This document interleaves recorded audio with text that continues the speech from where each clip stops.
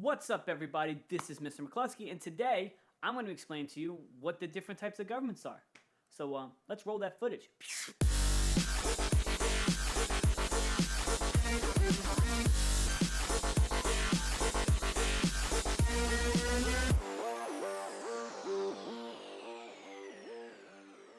Okay, so there are several different types of government.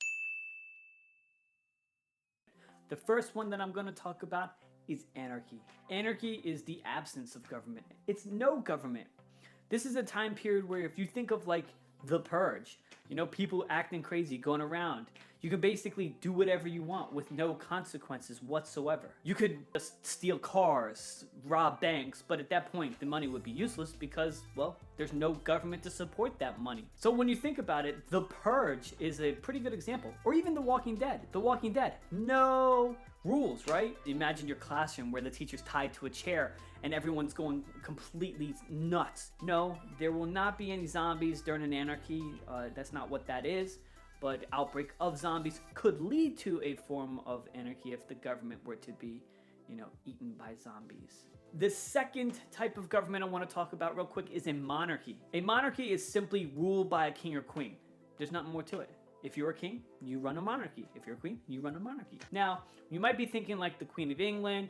That is a constitutional monarchy where they kind of have a queen, but she really doesn't have any real power. She's more of just like the mascot or figurehead or whatever. Not really in the sense of running the government. The third type I want to talk about real quick is called an oligarchy. An oligarchy is where you have several different people in charge.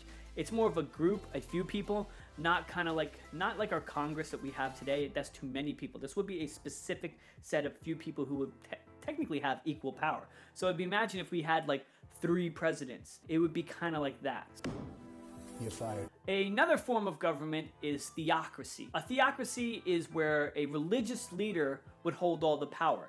It would be like if all of a sudden the Pope got elected and he became president of the United States and made everybody Christians and all that. That would be a theocracy. Some notable countries that have more modern theocracies will be like Iran. Iran has a system where they have a religious leader, but they also have a kind of elected form of government in a sense. Another form of government will be authoritarian. Now, when you think of authoritarianism, we usually think of like dictators such as Hitler, Stalin, Mussolini, Kim Jong-un to be more recent, and even Bashar al-Assad. These are more modern. They're using their force and they're using tactics of fear to keep their power. Imagine that if your classroom became an authoritarianism, one student decided to get rid of everyone that was a threat. And that would probably be your teacher. Hey! What's going on in here? I'm in charge now. I think he's dead.